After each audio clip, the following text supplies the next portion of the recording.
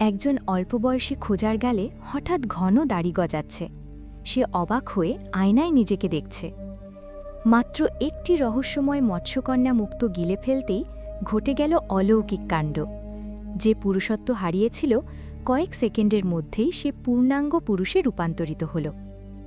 সেই খোঁজাটি একটি খাঁচায় বন্দি মৎস্যকন্যাকে নিয়ে রাজদরবারে বা নিলাম কেন্দ্রে পৌঁছাল।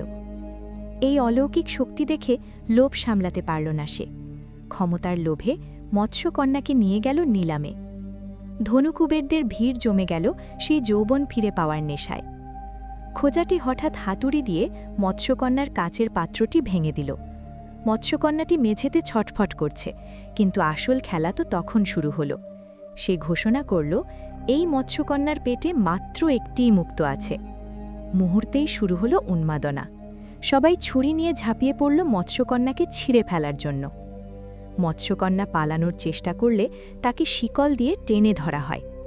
সবাই যখন তাকে মারতে উদ্যত, তখন পানির নিচ থেকে বিশাল আকার এক দানবীয় ছায়া উঠে আসছে। মৎস্যকন্যাকে যখন তারা মারতে যাবে, ঠিক তখনই পানির নিচ থেকে উঠে এলো এমন এক ভয়ানক দানব যা কেউ কল্পনাও করেনি। এরপর কি হলো সেটি জানতে হলে রবিন ভাই ইউটিউব চ্যানেলটি সাবস্ক্রাইব করে দাও এবং ফেসবুকে হলে ফলো করে দিও বন্ধুরা।